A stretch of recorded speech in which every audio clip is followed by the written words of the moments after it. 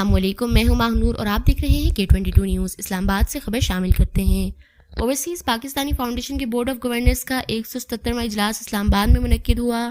اجلاس کی صدارت اوورسیز پاکستانی فاؤنڈیشن کے بورڈ آف گورنرز کے چیئرمین سید قمر رضا نے کی۔ سید قمر رضا نے OPF انتظامیہ پر زور دیا کہ وہ اپنی کارکردگی کو بہتر بنانے کے لیے کام جاری رکھیں اور ریاستی ملکیتی انٹرپرائزز SEO ایکٹ پر عمل درآمد کرتے ہوئے سمندر پار پاکستانیوں کے مسائل کا حل تیز رفتار بنائیں۔ انہوں نے کہا کہ بیرون ملک میں مقیم پاکستانیوں کے مسائل کا حل حکومت کی اولین ترجیح ہے اور ان کے مسائل کے حل میں غیر معمولی رویے کو برداشت نہیں کیا جائے گا۔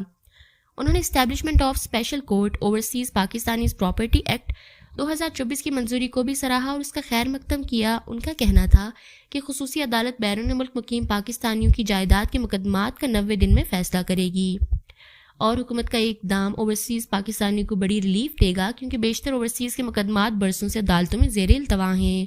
انہوں نے یہ بھی بتایا کہ تمام صوبائی اور آزاد جموں و کشمیر کی حکومتوں سے درخواست کی جائے گی کہ وہ اپنے دائرۂ اختیار میں اوورسیز پاکستانیوں کی سہولت کے لیے ایک جیسی عدالتیں قائم کریں۔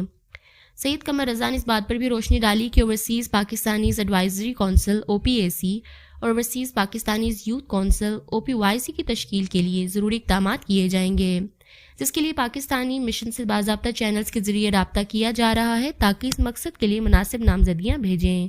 اسی طرح سرمایہ کاری کو راغب کرنے اور ترسیلات زر کو بڑھانے کے لیے 200 ممتاز پاکستانیوں اور تاجروں پر مشتمل ایک سمندر پار پاکستانیوں کا کنونشن جلد منعقد کیا جائے گا۔